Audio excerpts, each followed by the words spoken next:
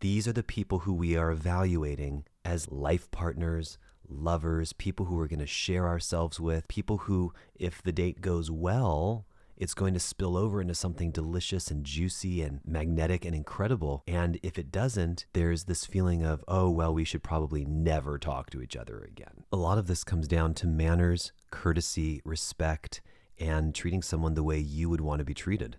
Now, a few things to note. These aren't one-off times where I heard of this happening to one guy one time. These are things that are happening over and over and over to people ad nauseum. And yes, I am a heterosexual male speaking about this subject, so a lot of them are going to sound a little slanted towards things that we've noticed as men that women do in response to online dating. However, a lot of these go both ways. They are not exclusive to men and women.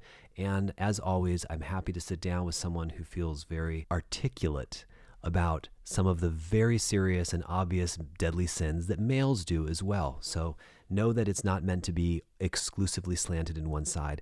And also, to be fair, in response to a lot of these, I know women, sometimes you're doing the best you can. I know that men often are only after one thing, and it's very hard to know what's real, what they're being honest about, and if you can trust them. And they'll say and do almost anything to get that one thing. I know men can be vicious. I know men can be brutal. I know women can be vicious and women can be brutal. There's some really dark sides to how people treat each other. For these deadly sins, however, we're holding a context or a container of two decent people who are interested in each other. Two people who want to see each other, and yet these strange forms of behavior come up and affect the date. And so my hope with all of this is that we can eradicate some of that behavior so that you can actually experience, as usual, more pleasure, more closeness with one another. So some you may find to be a little obscure, some are super intelligent, and some will seem obvious once you hear them. You'll think to yourself, of course, why would anybody do that? But everybody is doing that right now. Why is meeting someone online scary, uneasy, something to be concerned about, something you have to be careful about, any more so than anything else in life? Online is how we do everything. We talk to our friends and family online, we text, we video chat, we've sent emails for 20 years. Every form of our communication today is done online unless you're meeting someone in person, which, by the way, is my preferred way to meet someone as well. As you listen to these, consider being willing to hold people accountable for bad behavior. You know, we're in a time now where we feel so nervous to point out things to people or to call people out on what they're doing. But hear this, delivery is everything. There's a huge difference between being blunt, rude, inconsiderate, I just say things how they are, I just blurt it out, I have no control, and then way on the other end of, oh, I just don't want to offend or be mean, or I just thought that I don't want to hurt someone's feelings. Where's my swing line stapler? There's something so clean in between all that, such as, look, I've been sitting here for 30 minutes waiting for you because you had something come up. You knew an hour ago and you knew a half hour ago that you weren't going to be here on time, but I never heard from you. I value my time. I'm sure you value yours. Please don't let that happen again. Boom. And by the way, friends, it's okay to be upset when someone treats you poorly. What happens so frequently in online dating is someone does something that is rude or inconsiderate, and then the other person has an appropriate response about being treated rudely or inconsiderately, and then the person who treated that person rude is like, oh my God, I can't deal with this. I have to go and never talk to you again. Apparently, this is a big rule for people in online dating. We must never speak again. If we don't like something someone says, if anything ever goes wrong, we have to run and block and unmatch and get all bent out of shape because someone phrased something in a way you didn't like or responded in a way that you perceive must be a red flag.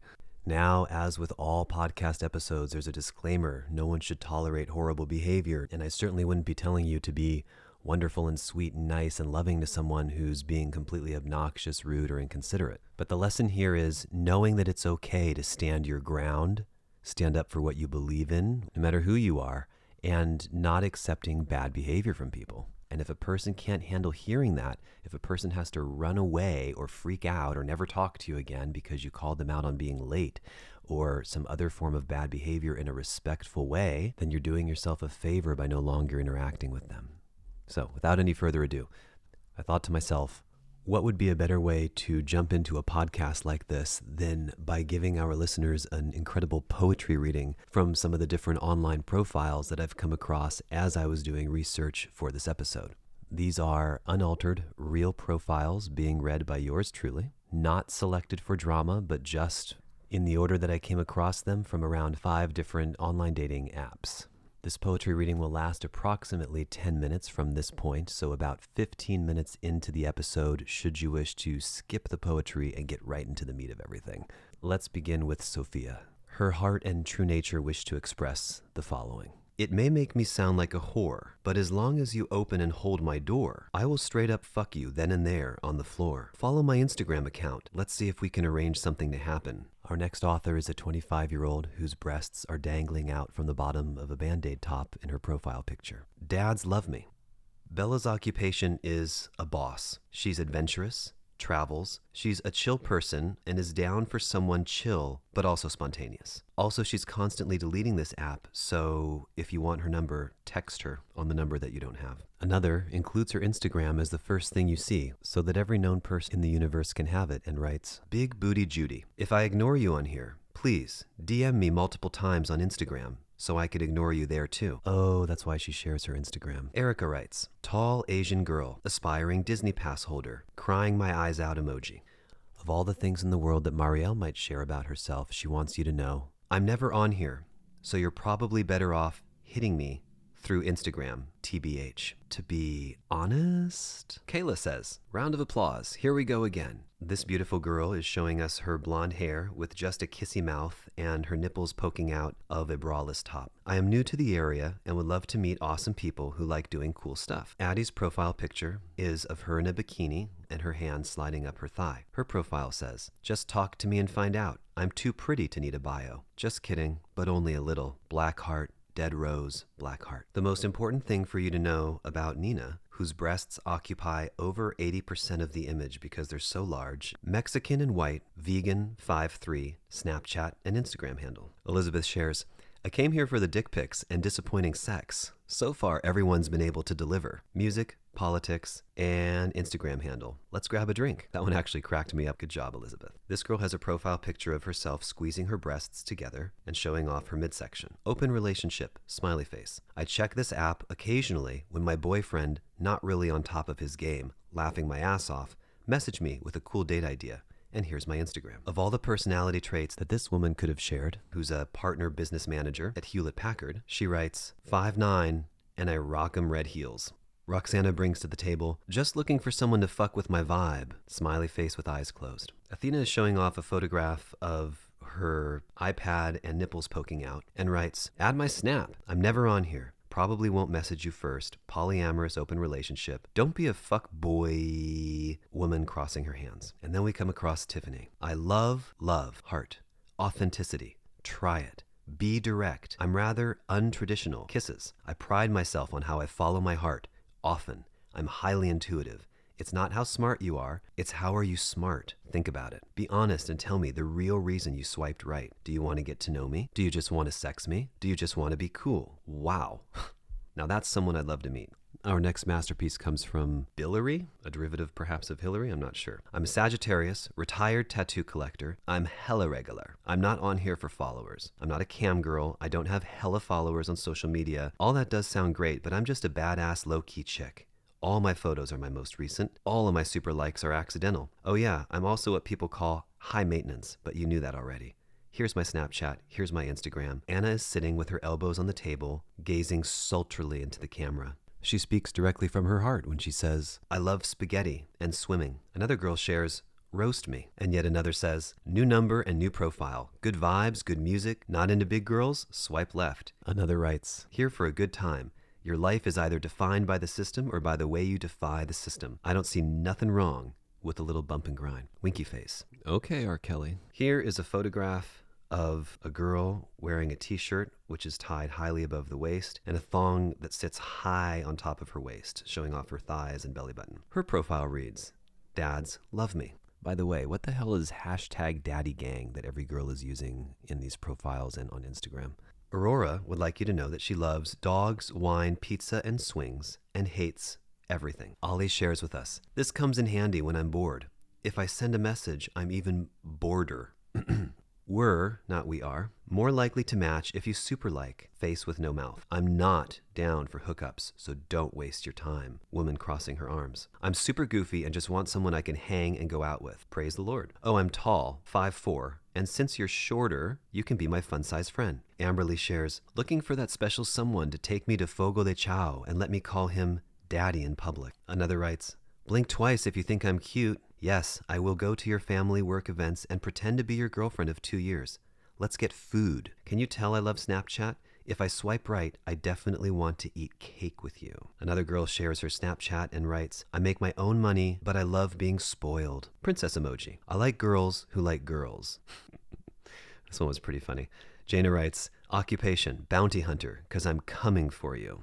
Ba-dum-bum. Ty says, I'm a unicorn. Catch me if you can. No, Ty isn't short for something ghetto. Hashtag go Gamecocks. Hang loose emoji. If you're not talking about traveling and showing me things I've never seen or done, then swipe left. Obviously, I can go/do these places/things alone, but who wants to do that? 1 degree down, masters in progress, hashtag Bay, black and educated for the uncultured, hashtag Southern raised, hashtag Cali living, hashtag sugar daddies welcomed, laughing my ass off, an Instagram handle. Jenny says, I want to feel like I'm being taken care of and occasionally be surprised with gifts. What woman doesn't like that? I may seem quiet at first, but I'm not. I just say what needs to be said.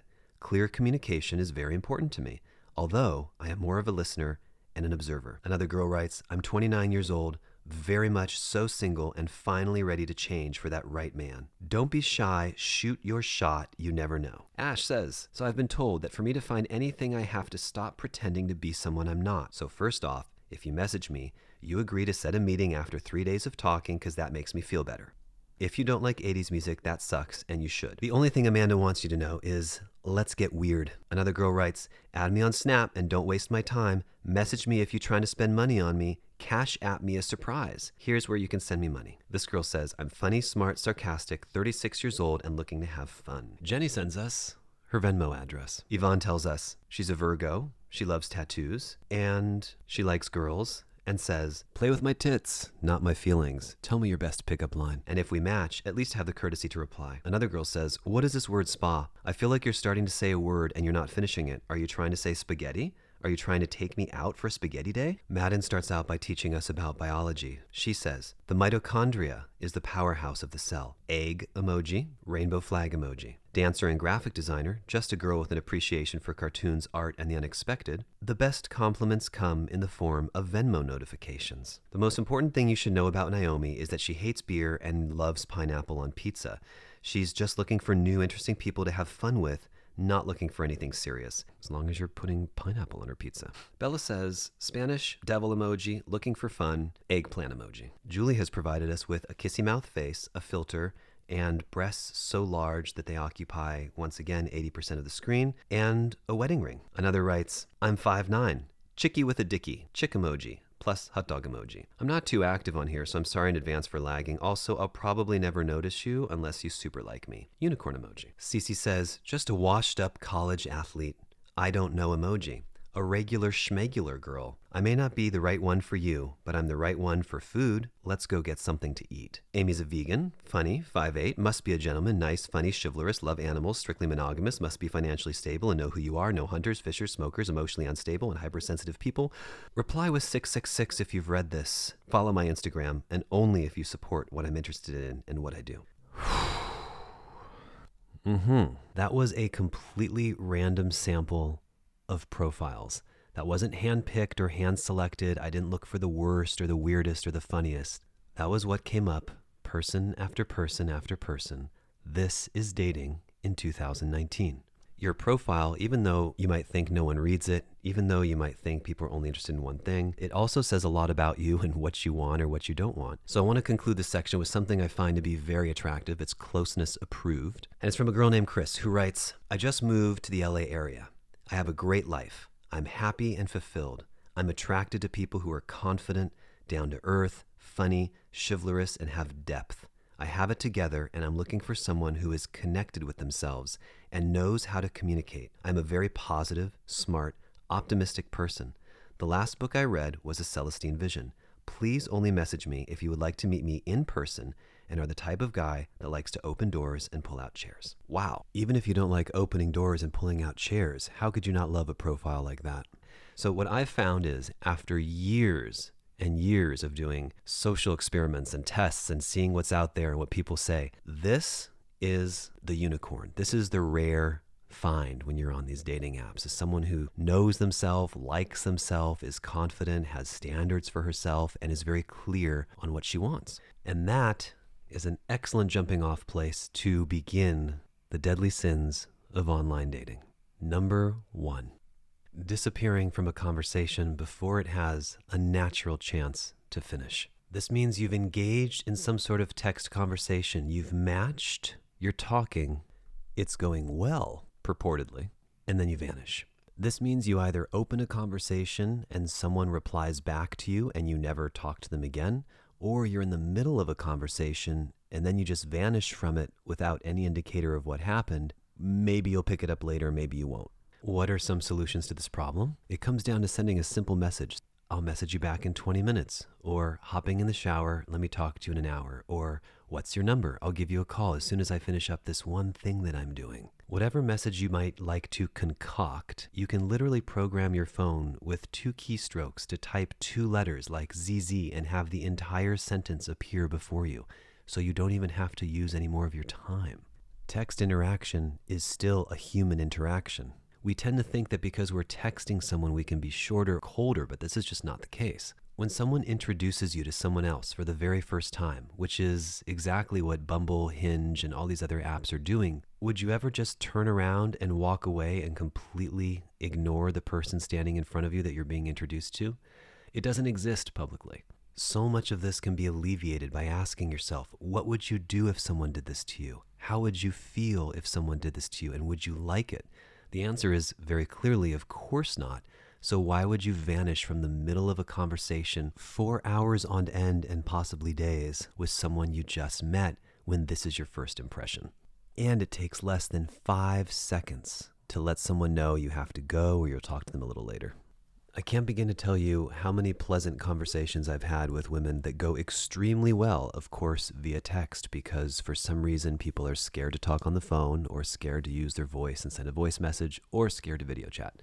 So, incredible text conversations that wind up going absolutely nowhere. Some have been sensual, some have been sexual, some have just been casual and sweet and friendly, just getting to know each other back and forth. And then at a certain point, she's just gone in the ethers to, I guess, the sea of 6,000 other men, only to resurface countless hours or days later, leaving dead air in her path and leaving the man on the other end, such as myself or anybody else, to wonder what the heck happened. You might say to yourself, well, women have so much abundance, so much choice, you have to keep her attention. I agree. That's probably what it is. But the conclusion that is not acceptable to come to is that she's just not that into you, and that if she was into you, she would be making different choices. That is not the end-all be-all answer to someone not spending time with you these days, especially these days. I actually believe that yes, when someone wants to see you, they make time to see you.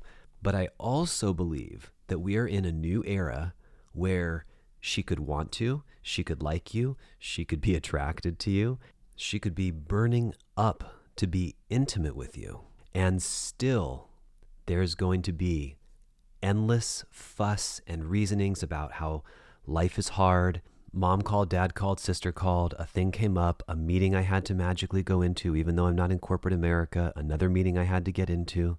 Maybe Tuesday's better, no, maybe Thursday, no, maybe Wednesday, no, I really, really want to. I don't want you to think I don't want to, on and on and on. But this deadly sin is about letting someone know that you're either going to get back to them in 17 weeks or 17 hours or never again, and not just dropping off the face of the earth. It's a little different than ghosting. Ghosting is never speaking again. This is sort of just like vanishing for a day or 2 or 3 at a time, and then coming back as if nothing had happened and wanting to pick up right where you were.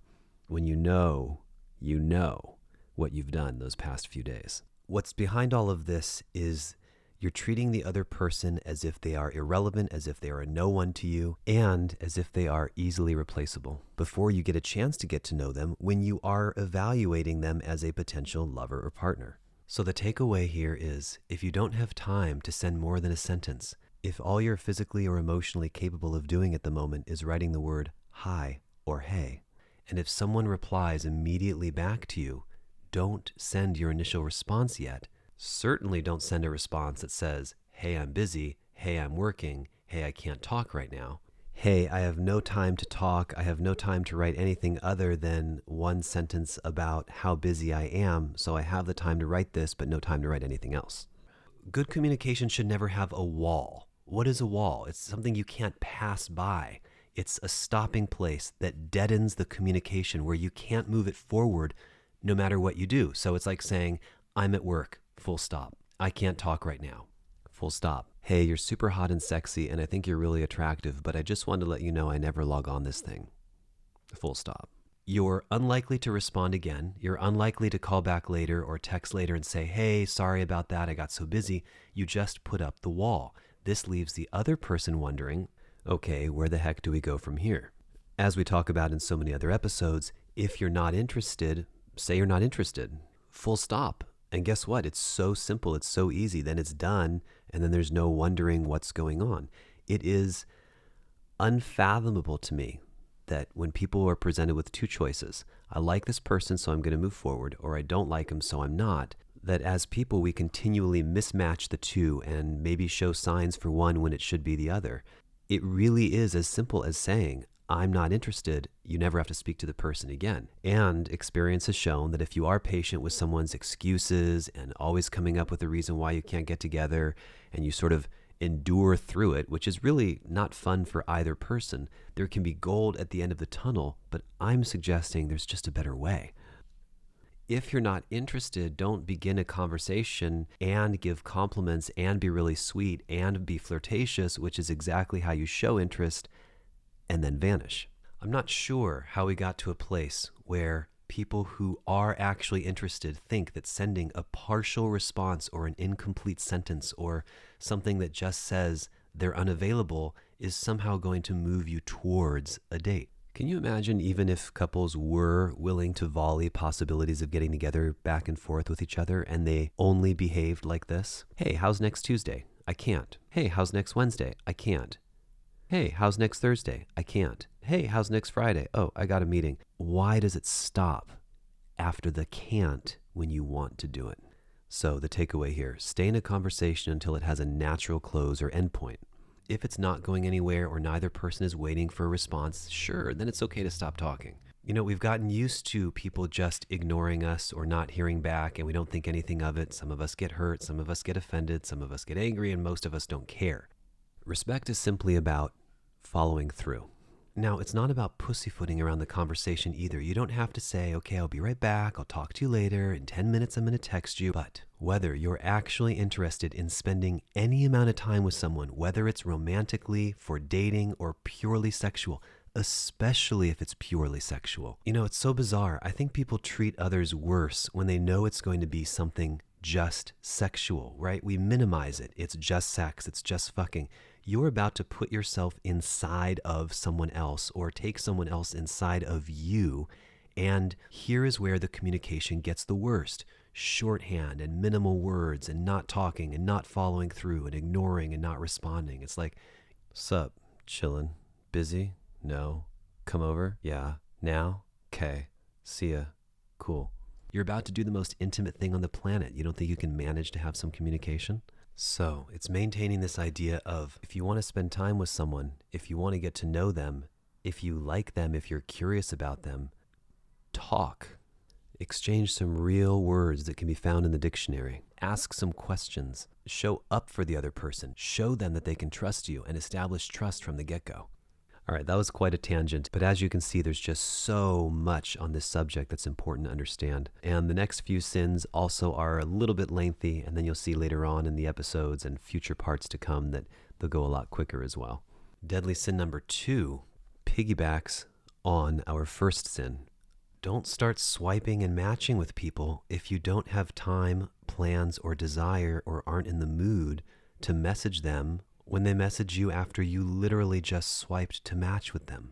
When most of us see a match, there's no point in delaying messaging someone, so we'll send out a message. And we know that your phone is in your hot little hand in this moment. So we know that you're in the mood for some form of dating, intimacy, communication, sex, or something because you're on the app and swiping. So what better time to communicate with you?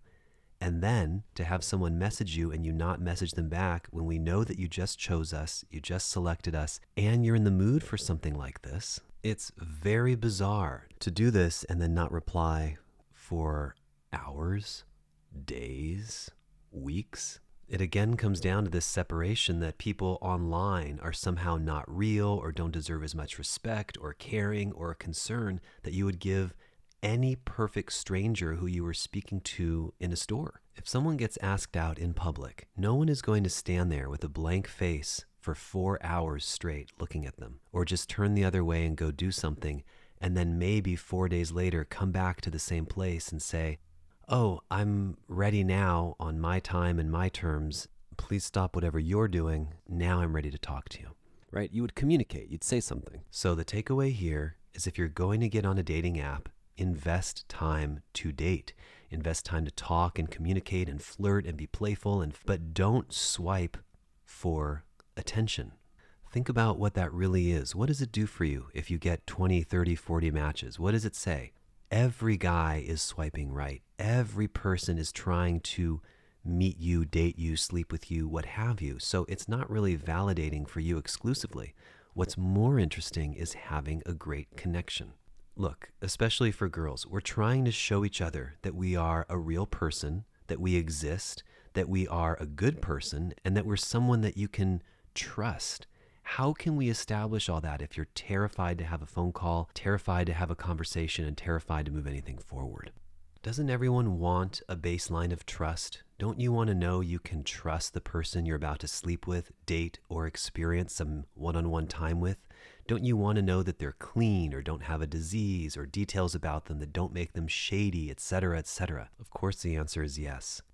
All right, deadly sin number 3 is not taking advantage of video chatting and FaceTime and treating the invitation to FaceTime, video chat on Facebook Messenger, WhatsApp, or Skype, for instance, generally before you meet on the first date, as if it were the most offensive thing that anyone has ever asked you to do, and then getting upset about it, being offended, sometimes unmatching, sometimes freaking out, or sometimes getting very uncomfortable over the opportunity for both of you to see each other's faces and get to know each other before actually having to meet.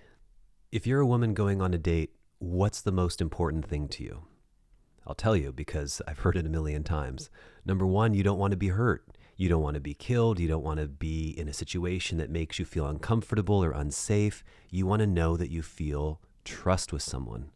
Now, I can't stand these sentences, so hopefully I'll never have to repeat them again. What do most women say before they meet someone on a first date? I don't know you. You could be an axe murderer. You can be a killer. You could take advantage of me. You could hurt me, etc., etc., etc. There's this unspoken fear about your own personal safety and not knowing what someone might do to you if you meet them in person. It's a valid fear. And what usually remedies this?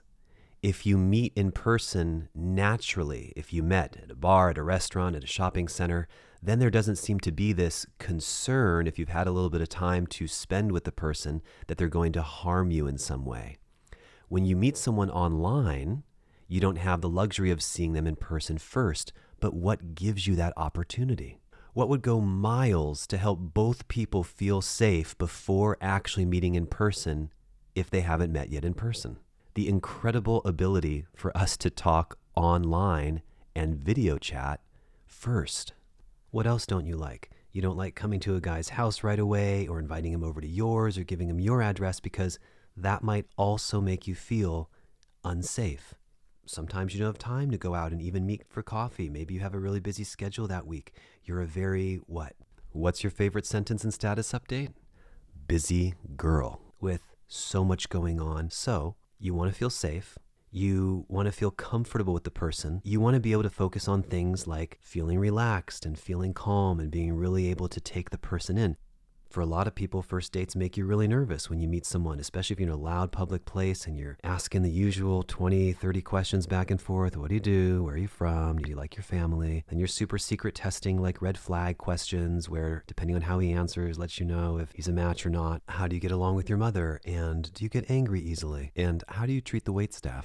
Do you still talk to your ex-girlfriends? What is the answer to all of that? Video chatting.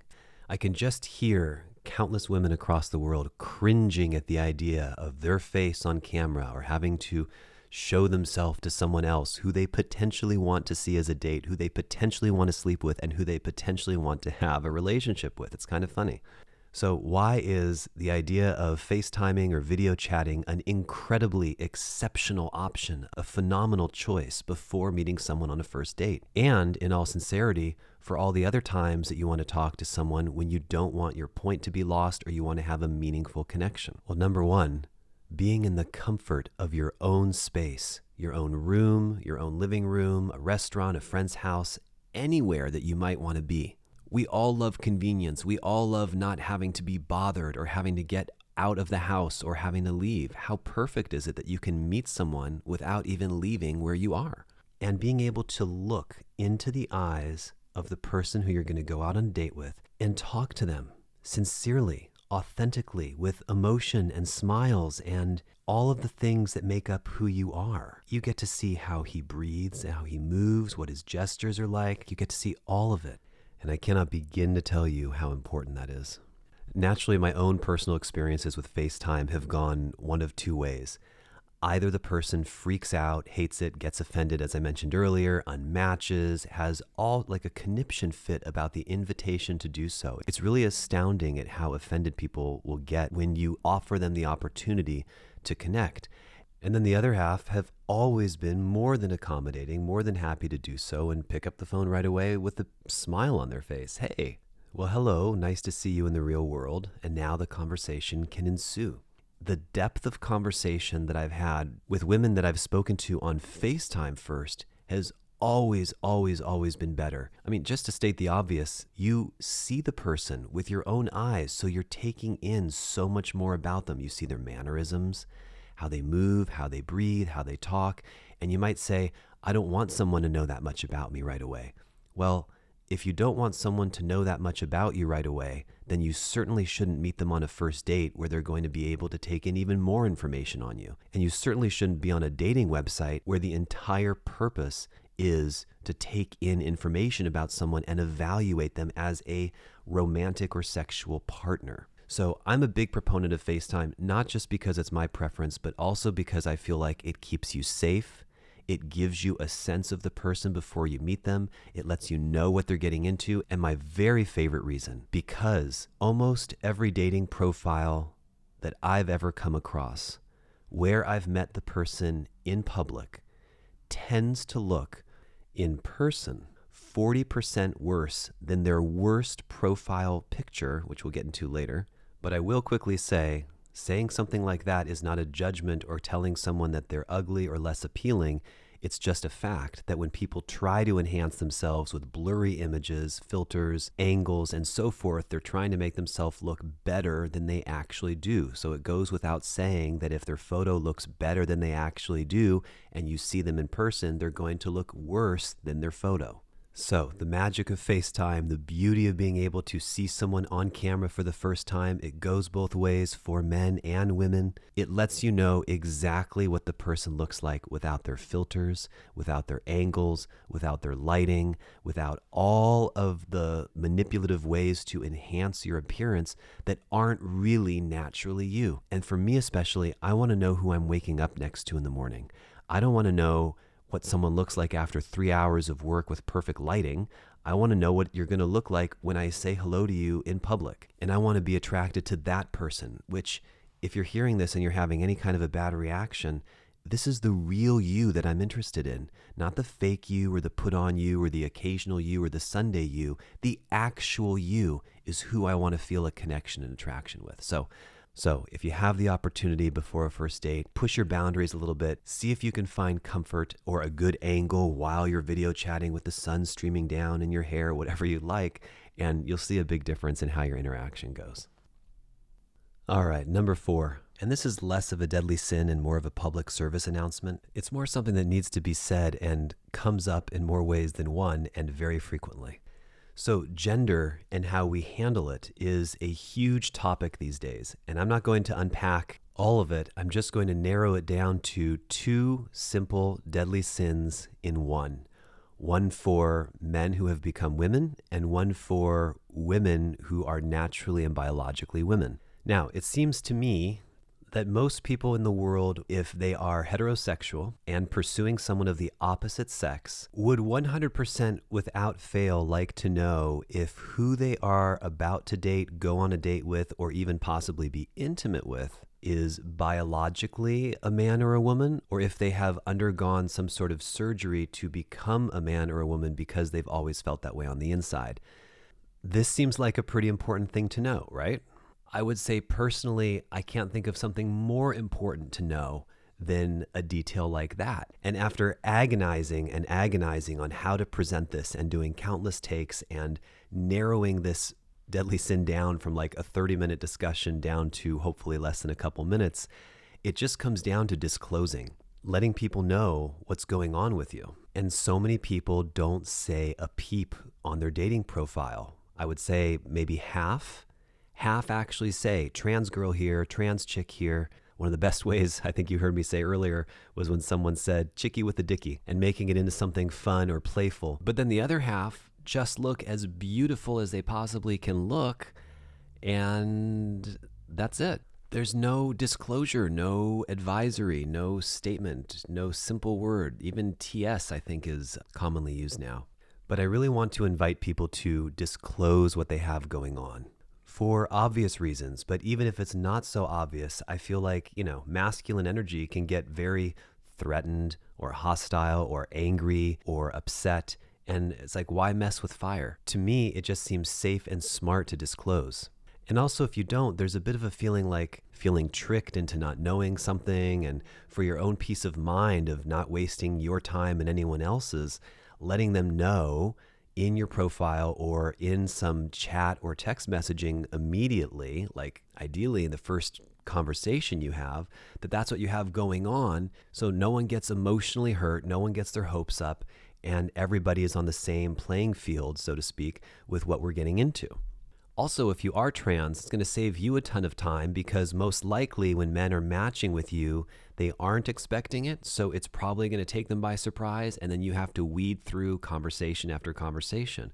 Whereas if it's in your profile, which I feel like is a very common and normal thing to do, and of course, if the man actually reads the profile, which we all should, then it's just right there and there's no harm, no foul. Even if you do match, you can read and decide if you want to go forward with that or not. Easy. I feel like there's a million things I can say about that, but I'm just going to leave it with that simple recommendation. Because doesn't that sound better than getting all the way to the point where you're going to be intimate or going to have sex or going to engage in some form of sexuality and then have someone either freak out or be upset or not handle it in the most tactful way possible if it's not their thing? Of course. Part 2 of this is for natural and biological women. And that is not freaking out or unmatching or getting angry or upset if someone asks you if you are trans.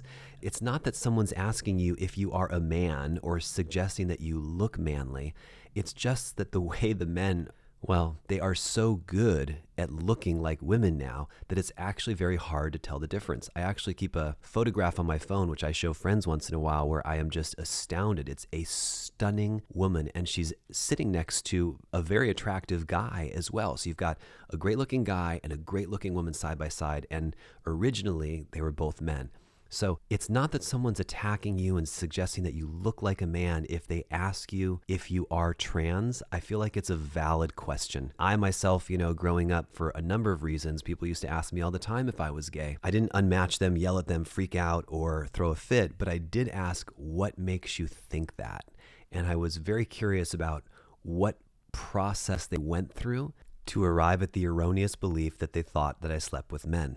Side note, it also used to frustrate me that someone would use perceived homosexuality as a reason for why I was good at something. Oh, you're good at dance? That's probably because he's gay. Oh, he can do a handstand? That's probably because he's gay. But the reasons that I heard for why people thought that I was, are you ready? Well, you tuck your shirt in, or you wear tank tops. You're clean cut, you're muscular, you have a six pack, you're comfortable in your skin. You're so comfortable around women. Women seem comfortable around you. You dance, you do gymnastics, you do burlesque, the way you walk, the way you talk, the way this or that. All these reasons, and so many people had so many different reasons for why they thought that I might be gay. It was incredible. And I realized that these are all people's perceptions, of course, and their own judgments and their own ideas based on how they grew up. So it doesn't mean anything. And my suggestion is, in this world that we live in, where we all are a little hypersensitive and we are really stepping into a new era, is to be empathetic, sympathetic, and understanding that if someone asks you if you're trans or if you originally were a man, that they're not questioning your femininity or your beauty or who you are as a person or suggesting you have an Adam's apple or have large hands or anything like that. It's just about getting clear. So in sum, number 4 is all about disclosing when appropriate and when necessary and when possible. And then if you are biologically a woman, not being offended or upset or hurt, but maybe just curious or even playful, if someone strikes up a conversation about whether you are a woman originally or not. Strange to say, I know, but we live in a brave new world. All right, let's gently leave that subject alone and move into deadly sin number 5. Tacky and distasteful unmatching. Being rude, aggressive, mean, cruel, and unfriendly and unkind when you're not interested. And also unmatching a match for no apparent reason mid-conversation. So we'll call all of this tacky unmatching, which has the same stench of permanently ghosting. Let's start with, if you happen to match with someone by accident who you didn't mean to match with. Of course, it's easy to simply unmatch if you haven't received a message from them yet. No harm, no foul, mistakes happen. I am a bit biased as to how women handle this versus men because of the incontrovertible evidence that women match about 900 times more than men do. In fact, I just did an experiment with a girlfriend last night. I said, pull out your Bumble and match everyone. Just swipe right on everyone. I don't use numbers when describing a woman's attractiveness, but I said, how attractive do you feel and where do you feel like you fit in? And she said, I'm a 7 out of 10. So she's a 7 out of 10, and she begins swiping right. 1, 2, 3, no, 4, 5, 6, no, 7, 8, no, 9, 10, 11, 12.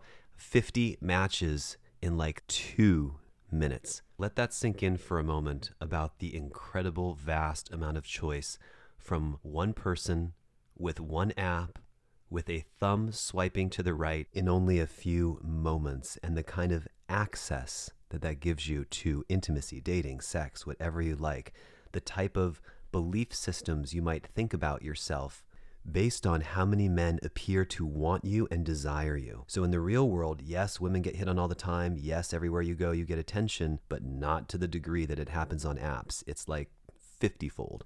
Now, if you're a man and you do this, you know what the results are. It doesn't matter if you are completely unattracted or turned off or disgusted by the person. If you swipe right, you're still unlikely going to match with a fraction or a minuscule percentage of the people that you swipe on. Now, sure, I match up from time to time, of course, but the disparity there is incredible. So, point being, I don't think men have to worry so much about if they're polite, if they give some qualifying disclaimer as to why they unmatched the girl when she has 6,000 matches. If you're a woman, on the other hand, you've really got to be tactful. You have so much choice, so many options, so much in front of you that it's overwhelming and you can't control it. Something you can do rather than just disappearing completely is send one sweet message, something authentic and considerate, something that says, sorry, I think this wasn't the right move for me, or I wish you the best of luck. Why should you be polite? Why should you be awesome? One, for all of humanity. You're making men love and appreciate women more who are polite and respectful and friendly. And that's going to make their experience better with each woman that they deal with in the future. Number 2, because you are, by unmatching, dwindling down his matches by anywhere between 75% or 25% or what have you, even if it's 10%, it's a lot less matches. Whereas for you, it's just a drop in the bucket. If you unmatched 50 people, it wouldn't even be relevant for you because you have so many matches in your inbox.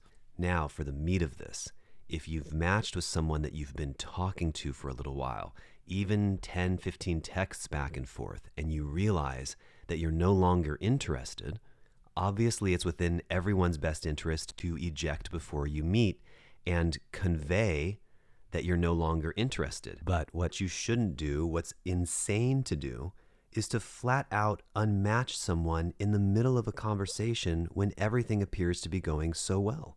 This is for men and women. Can you imagine having dinner with someone and it appears to be going well? You're laughing, you're smiling, you're talking, maybe you're touching each other a little bit, and then your date just gets up, turns around and leaves, blocks your number, and you never hear from them again. Really think for a moment, if that happened to you, how you would feel about yourself and about them, and how you might think about members of that sex. That would be insane. Why then do we think that we can treat people the same way online? And online simply means you're not in the same physical location as the person. That's literally the only difference, and you're writing to them. Watch. It's been a pleasure talking to you, but I'm really getting the feeling that this isn't for me. Or I don't think I'm interested anymore, and I'm sorry for taking up your time, but thanks for chatting with me. And then stick around for a moment. Give the person a chance to understand what happened. Is there something you want him or her to know? Did they do or say something so horrible? Is it you? Did you just suddenly realize that you are a cheater and you don't want to cheat anymore? Did you suddenly realize that you had a boyfriend or girlfriend and forgot, and now you need to go back to them? Did you have some epiphany or crisis come up in your life that magically made it so you couldn't date? What's going on? Anything other than ghosting, vanishing, disappearing, and being a selfish little brat. If you're mid-conversation with someone and it didn't go extremely sexual, it wasn't particularly boring, everything seems fine, and then you hit the eject button, the other person is almost always left reeling, wondering what they did, what they said, and then of course can get frustrated or angry and resentful toward you because they just don't understand what happened, which is a valid response. Friends, the worst part about all this, why it actually is a deadly sin, is because it changes how we act and respond to the rest of the world. It puts up one more barrier, one more wall, one more way that we don't trust the opposite sex and think all men are like this or all women are like that. It's because these little things add up, and then it makes us not be able to stand or tolerate the opposite sex. It's like when you decide to block someone that you've been speaking to for a while on the phone and on text, and then one day you just press the block button so that they can never reach you again, or have any understanding about what might have happened, or learn more about you, or learned what upsets you or bothered you, if anything at all, and make it right. For you, it gets the job done, but whether you just block someone or you write something nasty and then block them, nothing's been solved, nothing's been understood, nothing's been settled. And I know there are some crazy people out there. There are people who don't leave you alone, people who do a lot of stalking and this and that. These are all appropriate reasons to get someone out of your reality as quickly as possible. But I'm talking about these very bizarre times that number many. They happen over and over and over again where people just vanish. Blocking to me seems appropriate if you feel like you're in danger for your life, or you feel like someone has harmed you beyond repair, or there's just been an argument that can't be resolved. But taking something the wrong way, or hearing a few words that you dislike, or just being in disagreement with someone or realizing that you're not a good match with someone certainly is not a reason to block them forever. So, the takeaway, work on your communication skills. Aren't you someone who tells people it's all about communication? Haven't you heard that a billion times? People keep using that word like it's the magic pill. It's all about communication. You just got to talk about it. Express what's going on. Give people a chance. And if you do it in a non-accusatory, non-attacking way, I think you'll have great results. Our next deadly sin is particularly relevant for apps like Bumble and Hinge, where a woman has the opportunity to open a conversation and begin to guide it in the direction that she wants to go. Why is this so critical? When you start a conversation and you move it in the direction you want things to go, instead of sitting from a place of judgment like, let's see what this one has to say. Let's see if he'll prove himself. Let's see if he only wants to have sex or he's serious. And all of these tests and games and fluff, why not just start things off the way you want? But more often than not, this is not what girls do. They pass it on. They'll say, hi, hey, or even worse, invite you to start the conversation. It really, really reeks of, yeah, let's just see what's going to happen here, what he's going to say, and then I'll quickly unmatch or block or run away if I don't like what I see. Here's the golden nugget here. It's such a good opportunity to give a response back, share a detail of your personality, ask the man something that you're curious about, demonstrate how you're different from all those other girls. You know how you hate being one of those other girls and how you're not like all those other girls. Why not demonstrate what you are like and what makes you stand out, how you have something interesting to say other than hi, hey, smiley face, or some silly meme. That's why the times that I've done experiments on here, I always say more than just hello. And what's interesting is even in saying that, sometimes women still do. That's all they can muster up to say, hi. Can you imagine if a man approached you and just said, hi? We have to keep the ball rolling. It always seems to fall on us to keep being funny and playful and intelligent and charming. That's all fine and good, and I agree there's a time and place for that, but why not have an interaction be mutually delicious? Bumble was designed for women to initiate. It's not initiating if all you do is say hello. Why? If you say hi, and then a guy says hi, where are we? We're right back at square one. Then you have to say something else. If you say hi and then a guy takes the lead by saying hi, blah, blah, blah, blah, blah, blah, blah, now he's leading and initiating. Hi does not open anything or create room for anything other than the ability to text. So too for words like, hey, how's your week? What's up? What's going on? How are you? Happy Friday, and so forth. What do you think about someone who only says hi to you and nothing else? Do you think they're interesting, fascinating? When you have 65 men in your inbox saying hi to you, do any of those guys capture your attention? Of course not. The juicier kind of relationships, the most fascinating, the most interesting interactions is when a woman is really giving of herself, opening, showing, demonstrating her personality, and so forth. So be creative. You've heard that before.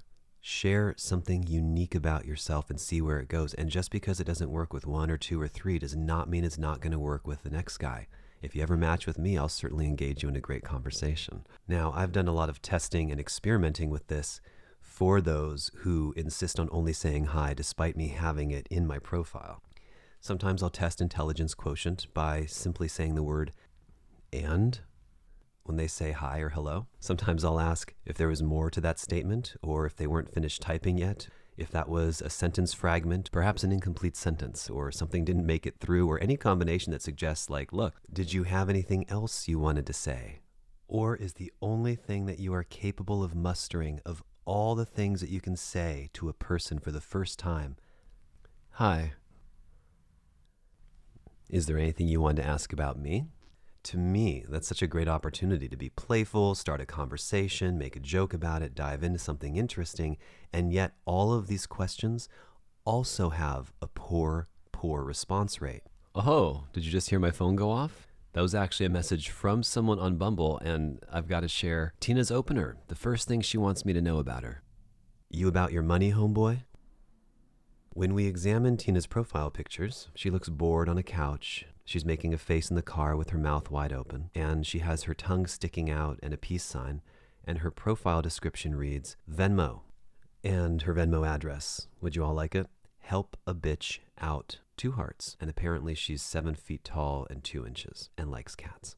Anyhow, I was telling you that even when you query women and you say, tell me more, was that a sentence fragment and you had some more that you wanted to ask me?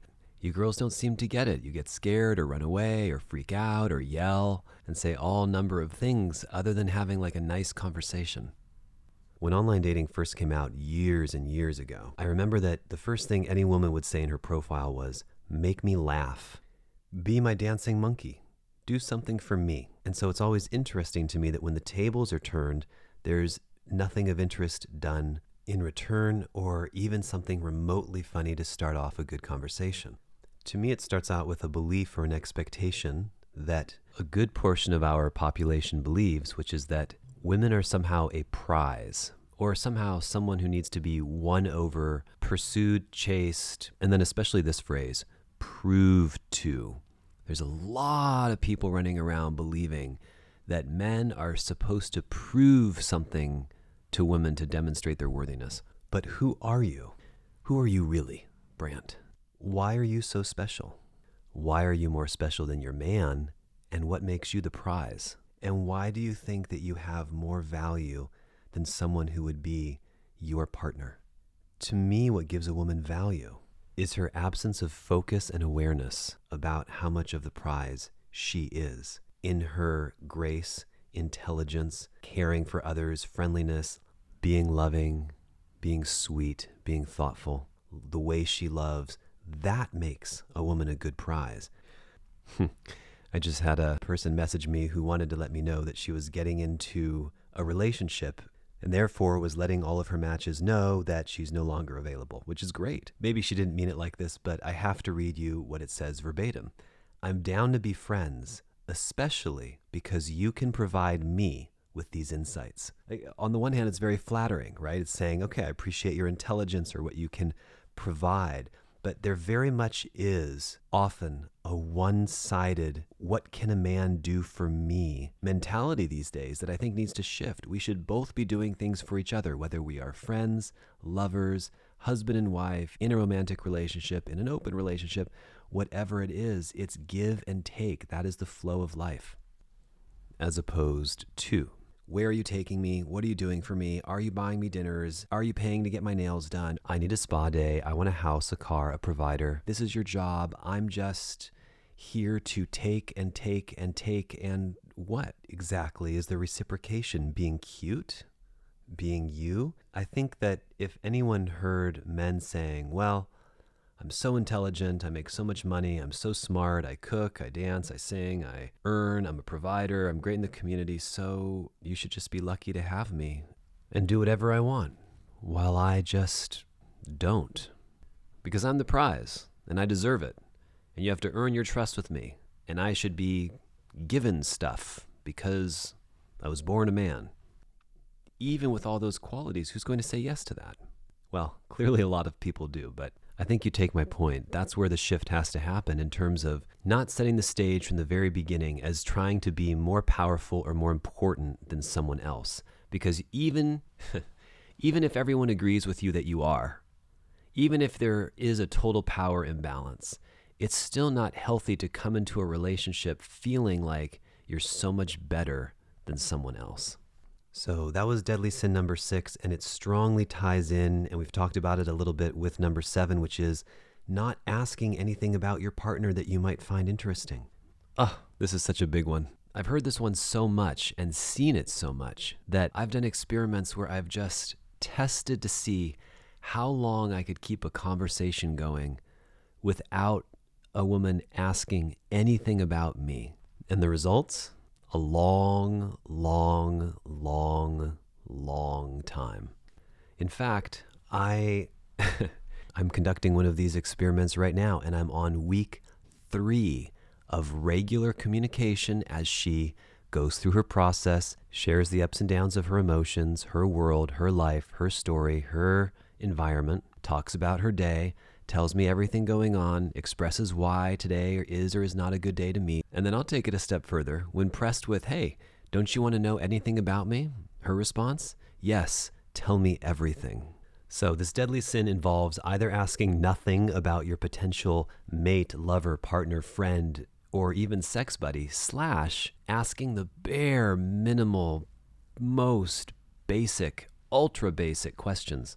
Don't you want to know anything about the person that you're considering as a life partner other than where they went to school, how they are, how their day was, what's up, and how are you? Here's the point. Here's the number one takeaway with this deadly sin. When you purposely don't make it easy for us, when you don't answer questions directly, when you don't say yes to invitations, or you don't suggest alternatives, or you don't let us know your schedule, or you don't make it easy to spend time with you, we have to keep asking and asking and asking and asking you questions, and it gets old and boring and stale to either unmatch you or to spend so much time to write you something special, say something unique, only for you to give us brief 1 to 4 word answers, or maybe even less than that, like an emoji.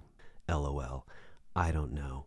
Yes, totally. I'm a this, I'm a that. When you don't share anything about yourself, it pretty much just looks like you're only concerned with the physical or looks or sex. It also just leaves the partner guessing. So I can't tell you how many times I've done the social experiments where I say, okay, I'm going to ask 10 girls the same question each time, no matter what, and then switch up the questions every 10 girls to see what type of response I get over time. And all 10 of these girls, would you like to meet here? And all 10 of these girls, would you like me to come pick you up at your place? And another 10 still, would you like to go for a drive up the coast? Would you like to go for a walk on the beach? Whatever it is. And almost every single one negates, pushes away, insults, puts down, and says, oh, no, no, no, no, no. Even though you've given me so many options, I would never do any of those. I would never video chat so that we could get to know each other better. I would never talk on the phone so that we can get to know each other better. I would never get into a car in case I offered to pick you up because you don't drive. I would never let you pick me up. I would never meet you in a place that's close to yours or my home. I would never... But no one wants to know all the things that you won't do and what a naysayer you are and how this doesn't work and that doesn't work. What will you do? What are you open to? How would you like to share time together? How would you like to connect? These are responses for people who, like, if someone hits you up in a bar and you just want to be left alone, sure, brush them off. Say, no, thank you. No, no, no, no, no.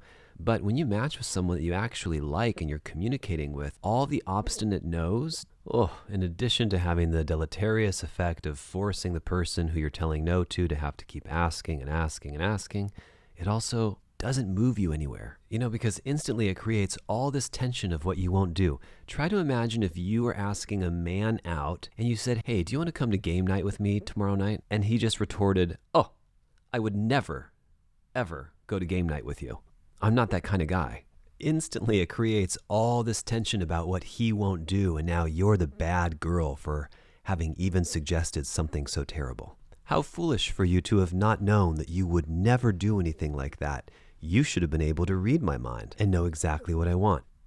With all of these things, any option that a man might present for a woman, every woman is different, of course. Many women will do things that other women would never do, and vice versa. You each think that the person who would do things that you wouldn't do is crazy and there's something wrong with them. But all that's really true here is that each woman wants and expects something different. Each of you wants to be picked up or taken out or paid for, or you want to split the bill, or you want something to drink, or you would never have something to drink. Or you love chivalry, or you hate it, or you think you're partially old-fashioned or very old-fashioned, or not old-fashioned at all, or you're going to come over, or you're going to go for a drive. But simply because a man didn't guess the exact thing that you want or the exact way that you go about doing things, you're offended and upset, and it turns the energy sour, and again, takes you right back to that place of judgment. It's exhausting, and it takes all of the fun right out of the possibility of dating. So naturally, this has evolved to what I find to be a highly intelligent question, which goes something like this. Online dating's tough. It's hard to know what someone likes or who they are or what they want before seeing them in person. Tell me what you like. How do you like to meet someone for the first time on here? Is it important to only text, meet in person, video chat? What works? That is a clear, direct, thoughtful, open question. What works for you? And amazingly, with all of that choice and option and all of that respect and saying, look, I want you to feel safe. I want you to feel comfortable and excited. What's your way? What works best for you? How do you want to do it? And so in asking that, we're trying to mitigate this can't, no way, I would never, I'm not going to do that. I'm not going to do this. I'm not that kind of girl. So by asking someone what they would prefer, you would think a direct answer would come. Oh, well, I love to meet in a public place at a coffee shop and see how it goes. I love to do something fun, or I want to go out to eat, or I prefer to be picked up, or I want to come to your house and see what your interior design is like. So let me be abundantly clear with what's going on here. Over the years, I've done many, many social experiments asking women specifically, lovingly, sweetly, kindly, politely, playfully, flirtatiously what they do like, what does work for them, how they want to be picked up or greeted, or where they want to meet, or what their idea for a good first date is, whatever it is. What percentage of women would you estimate respond to a direct question asking what they prefer? Close to zero. Magically, they seem to prefer to divert the subject, not answer, change the approach, feedback the question a different way, smack it up, flip it, turn it down. There's never just I really like to be approached this way, or here's what I like, or here's how I like to meet in public. What does this suggest? It suggests to me two things. One, that women don't actually know, or that they have some sort of fairy tale belief that suggests a man should be reading her mind. It's really worth pausing here if you are a woman and asking yourself, do you expect a man to know? Do you know what's in his head at any given moment, not including sex? Do you think that he should just know what's in your head? And can you think for a moment how irrational and illogical that is? And this is coming from a man. Now, to be fair, this is coming from someone who loves reading women's minds, who enjoys being intuitive, who adores being able to decipher and read and play and sense. And I'm still saying it should not be expected, and there's nothing wrong with sharing how you feel. Can you imagine if you worked as a customer service representative for some company and someone called in and you said, "Hi, thanks for calling. How can I help? How can I make your day better? What's broken?" And the man said, "You don't know what it is? What kind of woman are you?" "I don't know. I just need you to fix it. I shouldn't have to tell you." And then you said, as any good customer service agent would, "Sir, I'm trying to help you." And he said, "Are you though? If I have to tell you I can't even do business with your company, don't you know how to fix my problem?" You take my point.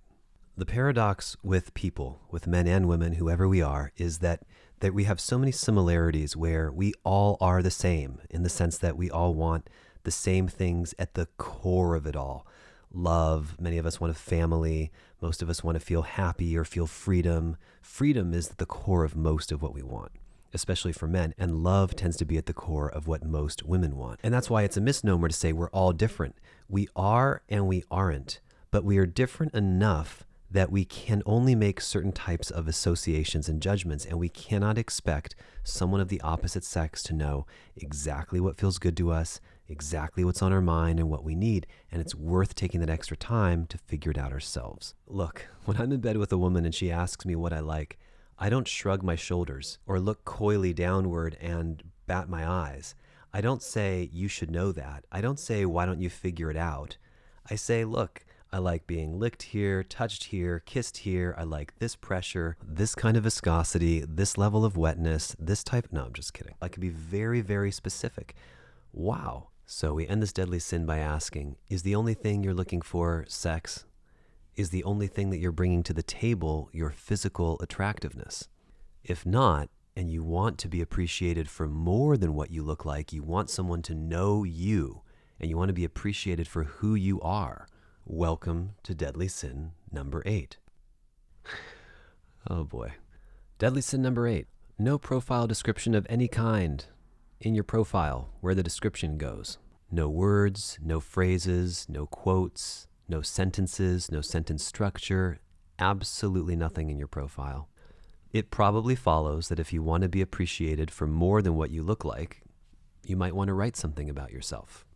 Even if you're on there just for sex, how about a conversation about cleanliness? If you're going to confess that you're on there just for fun, why not share some things that you find exciting? But if you're trying to meet someone and you want something real, something that lasts, a long-term relationship or something committed, and you don't want to be superficially objectified, and you don't want a man to only be thinking about sex with you or what you look like, do you think there might be some benefit in writing something about yourself so that he has something to go on other than your face and your body? If I erected a profile that revealed nothing other than my abs, my thighs, my back, and its musculature, would it come as any surprise to you if all I got was offers for sex? If all I posted was selfies in the mirror flexing my muscles, or highly provocative sexual photos such as whatever the male equivalent is of pouting lips, pushing my chest forward, arching the back, or thrusting the back forward as it were, what would you think I was looking for? All right. Now, deadly sin number 9 is equally as bad. It's a one-sentence atrocity. A statement that makes no sense, something rude, a command or an expectation. You better not do this, or you better do that, or you better be this tall. Feed me, I'm never on here. Hey daddy, let's meet for a bite to eat. Clinically depressed, sober. I know your mothers will love all that. I don't like mama's boys anyway. Make me laugh and talk shit to me. I eat chocolate and I work out. It's called balance. Honestly, have no clue what I'm looking for here. I constantly forget about this app and I'm not good at responding. I'm not with the BS. If you are, swipe left. Sassy Latina ex-prostitute seeking single geriatric male with piles of money and terminal illness. Bingo. And then, of course, one of the most ubiquitous and worst profile descriptions of all time. It's when the only interesting thing you have to share about yourself is where you lived before here. Boston to LA, Vermont to Virginia, France to Wyoming to San Francisco. It's like, okay, physical location. But let's keep the vibration high and let's wrap this one up with a positive profile. She writes, here for friends with benefits. Stop cluttering up my sex app with your looking for long-term relationships and where's my partner in crimes, please. My response rate to hi and hi, how are you doing, hovers right around 0%. Be a little creative. I'm an ethical slut. If you're here because you don't have the balls to leave/be honest with your wife, I'm not just gonna left swipe, I'm gonna report your ass. Poly friends welcome and God bless your honest asses. Now, this may not be for you and you may not want anything to do with this woman, but isn't that phenomenally written? Honest, candid, real, authentic, and humorous. It's got a story in it. It lets you know exactly where she stands. You know what you're getting into when you start talking to this woman. Let's contrast that with some of our other one-line wonders. I'm going through my second divorce. Do I sound like a winner yet? I love pizza. I like tacos. I'm always hungry. What is it with these women online who are always hungry and want us to feed them? What do we look like to you? Dollar signs, a drive-through? This pretty much makes an easy segue into our next deadly sin. Asking for money on dating websites and making your entire profile description your Venmo address. For those of you who don't know what Venmo is, it's an online banking service that makes it easy to send money between your friends without having to have a bank account number. You just have to know their username. I wonder if it would be prudent for me as a man to simply include my Venmo address as my only profile description. No, I should put a little more. I should also mention that I love to be spoiled. It really helps if you call me Prince or my favorite, my liege. That's better. Ooh, no. While we're on the subject of goddesses, why not call me God? I did, however, do a social experiment and deposit some form of monetary value into their Venmo accounts. I sent them each 1 cent. The responses were less than stellar. So give all these things some thought when you're writing a profile description. It's only a paragraph, if that. I mean, Bumble barely lets you get out 1 or 2 sentences before you're done, and then put yourself in the other person's shoes. Ladies, how likely would you be to date a man whose profile said, I like pizza, feed me tacos? Where would you put his intelligence level, and would you consider him for a date? Number 11. This one is a stretch, I know. It's playing the helpless victim in the online dating world, just casually observing what happens and then having a really bad reaction instead of proactively letting people know how you feel. We talked about this a little earlier. Waiting for the guy to make the first move or the first several sentences or first paragraphs just to see what he's going to do so that you can judge him harshly. But what you're not doing is letting him know how you feel or how you are, or preemptively telling him, that means before all this happens, how you work. Not saying anything about how you like to be asked out or what feels safe for you in your profile or opening comments. It's sitting in judgment while you watch the man flounder or try to figure you out or ask you some intelligent questions, and then smacking him down and rejecting him with a simple, I would never do this, I don't do that with strangers, but never suggesting, are you ready? Because this might be the most important thing you've ever heard when it comes to communication. I'm the kind of girl who likes to be picked up from my house. I'm the kind of girl who expects to meet you in public, the way I prefer to go about doing it. And the other interesting thing about this is it's never up for discussion. You seem to only think that what makes you feel comfortable or what you want or what your way is the only thing that matters. If every woman dug her heels in and said, I don't go out with men unless they come to pick me up, and men said, I don't go out with women unless they come to pick me up or they meet me somewhere publicly or they come to my house, whatever it is. No one would meet each other. When anyone forces their way onto someone else, this is how I do it. That's not happening. We're not going to do that. I'm not going to meet you here. You already shift the power balance and you inadvertently try to put the person beneath you and you try to have the upper hand with power, which is never ever the way to address dating. Number two, in terms of sheer manners, you're not even considering another person's opinion. So to be very specific, this deadly sin is sitting there, listening, judging, not doing anything, observing how the other person is going to ask you out or suggest to do something or behave, and then slamming them with how you wouldn't do it, you'll never do it, that's not who you are, you're not that kind of girl, you're not going to go there. It's so exhausting. Details like this that are that much of a deal breaker should be written in your profile or should be the first thing you share with them before they start asking and fishing and trying to get to know you. How hard would it be to simply write these sentences in your profile or to let someone know before they start talking? I only meet publicly, or I only meet for coffee. I always flake and I'm probably not going to show up. I'm probably going to bring some friends with me to make the situation really awkward when you're just expecting me to come. Or spending time with me costs money, so if you want me to meet you for a date, you have to take care of everything. Or I'm down to come to your house, but I'd like to meet you in person first. Or I'll never come to your house as long as I live because I'm scared to come over to people's houses. Or you have to pick me up if you want to come on a date with me because I don't like an even balance of power. And I think that you should drive out of your way to come get me because it's really important to me that I put absolutely no effort into meeting you and you put maximum effort into meeting me. And that's how I know you're going to be worth it. Or a walk in the park or a walk on the beach sounds really nice, but I really prefer to be somewhere where you can spend money on me and demonstrate your worthiness through your bank account. Or I'm from the Midwest and I really love nature, so going out into nature is my cup of tea. I'd love to go hiking. I'd love to be under the sun. I'd love to have my feet in the grass. Anything outdoors is wonderful by me. Or I'm an extremely sexual person, but I also don't want to be judged for being easy, so please treat me with respect if we're going to have sex. Or I'm extremely traditional and extremely old-fashioned, but only in a selective way. That means I don't want to wash the dishes, I don't want to raise the children, I don't want to do laundry, and I don't want to cook you dinner. I still want to vote, and I still want women's rights, and I still am a bit of a feminist, but I do want you to do all of the things that I associate with chivalry, like opening doors and taking care of things and fixing things and buying things, with minimal obligation from me and maximum output from you. Or I'm going to constantly use very vague, degrading, and belittling sentences like, be a man, and other men want to buy me islands, and a real man would do this for me, so that I can make you feel less than me in hopes that I inspire you to become a better man to do more things for me. Or I am fully independent, and I find it offensive if you try to open doors for me, or stand when I come into the room, or help me with something that I can fix myself. I'll probably pay for the date myself, and if not, we can split it, and that's the way it goes. See? So simple. And then the person knows what they're getting into. Deadly sin number 12.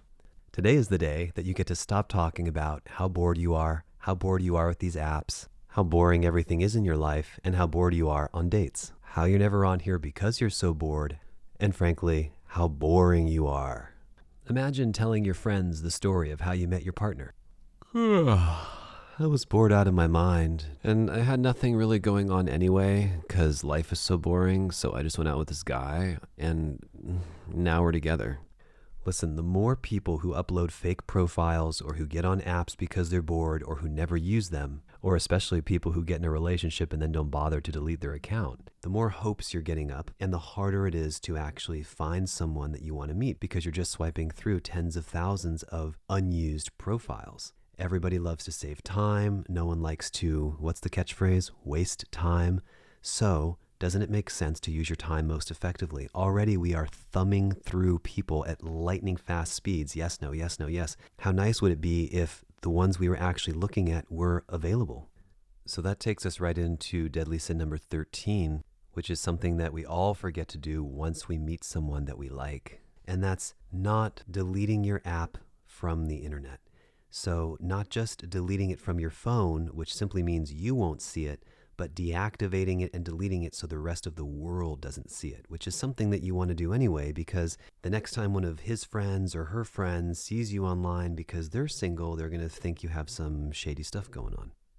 Number 14 is of paramount importance.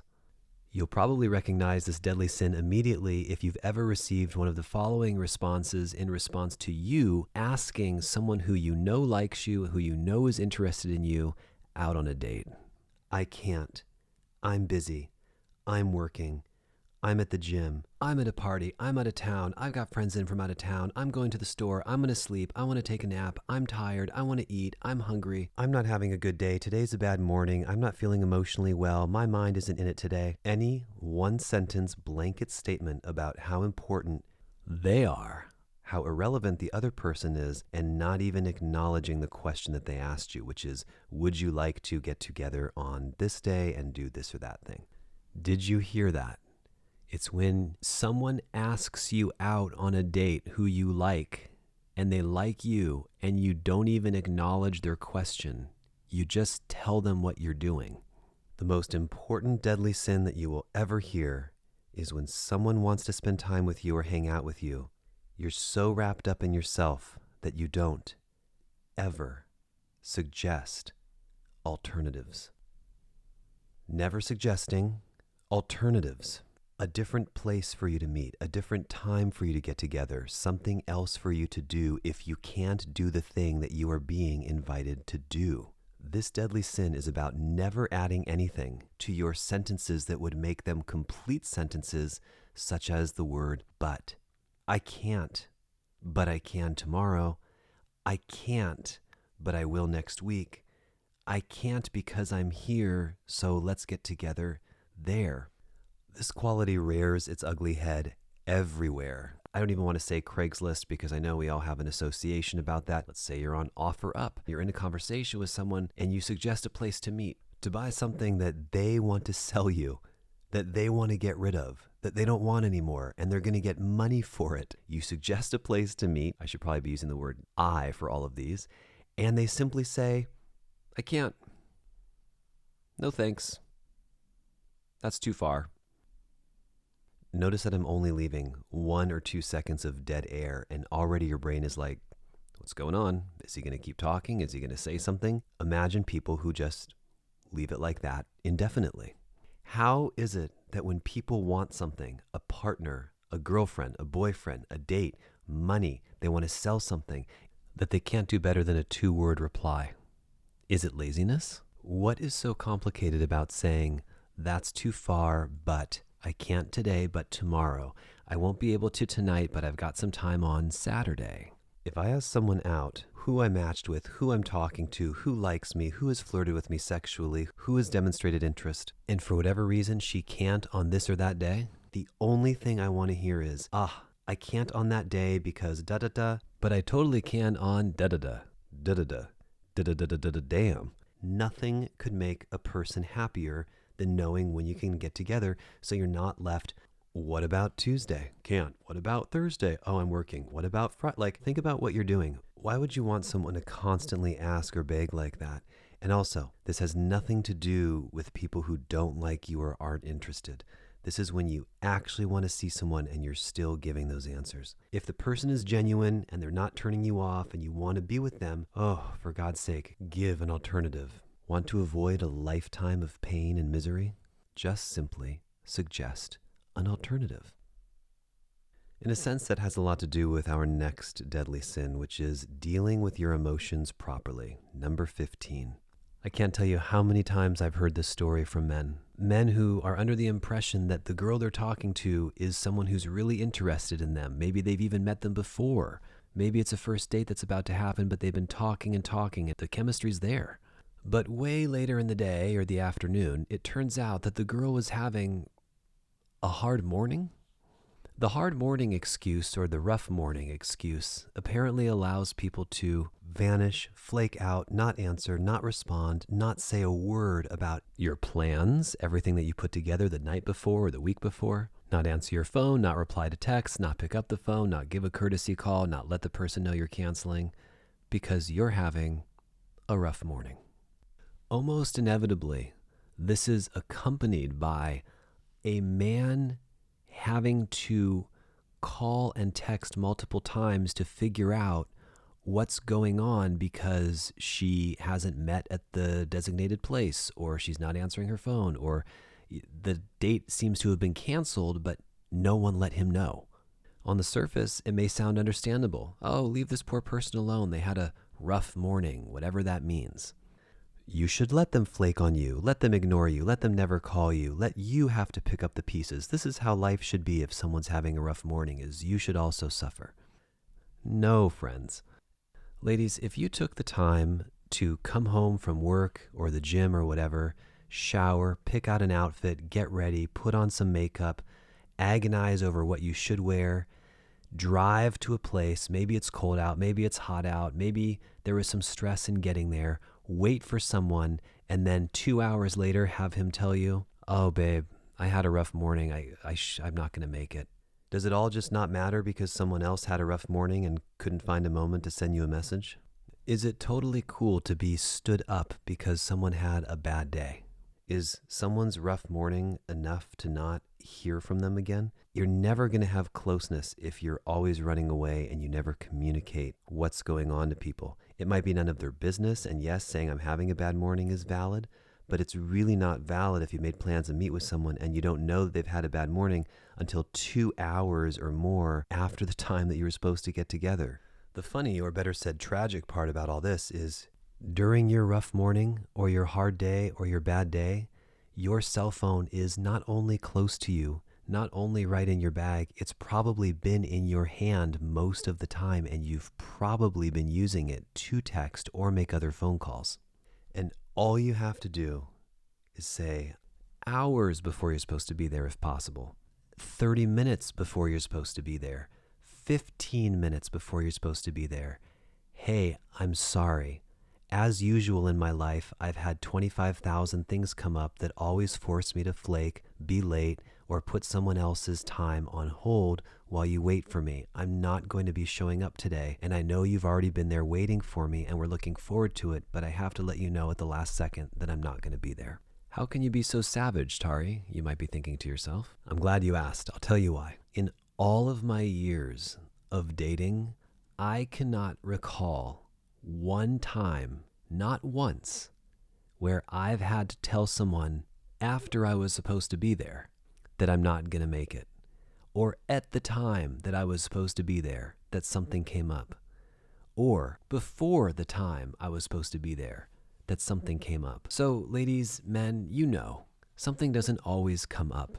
Something most likely changes in your feeling like it, or your desire to do so, or your curiosity about doing something else, or your FOMO on missing out on something else. And that is an unhealthy way to date. And now finally, if you haven't got the point already, here's what drives this home: hook, line, and sinker. How many times can you show up to your job late, or just not show up at all, or call in 3 hours after you're supposed to be there and say, you know, boss, it's been a rough morning. I didn't think I had to call because I wasn't feeling good. Didn't you read my mind and know that I wasn't feeling good by the fact that I didn't show up? Clearly that wouldn't go over well. So you know, way before, if you're supposed to meet at 10 in the morning and your bad morning starts at 7 a.m. and 9 o'clock rolls around, you know that you're not going to be able to be there on time or to meet your date. All of this can be summed up in 2 easy steps. Give someone notice when you know you're not going to be able to make it, like as much as you can, if possible, hours before. And if something comes up days before, let them know days before. It's the most polite thing to do, and you'd want someone to do that for you. Number 2, if someone asks you out and you want to go out with them, but for whatever reason, you're in the middle of something, as you likely are, finish your sentence. Don't simply let someone know where you are and expect them to do what exactly. We don't know. Follow it up with a but or and. I am available on this or that day. Or better yet, ask the person if there are some other times that they're available so that you can check your calendar and see if you can make it work. And that, ladies and gentlemen, is called Communication 101. Okay, let's wrap it up there. We're almost at about 90 minutes of Deadly Sins and not even halfway done. We got plenty more in the following episode. It may be broken up into 3 parts.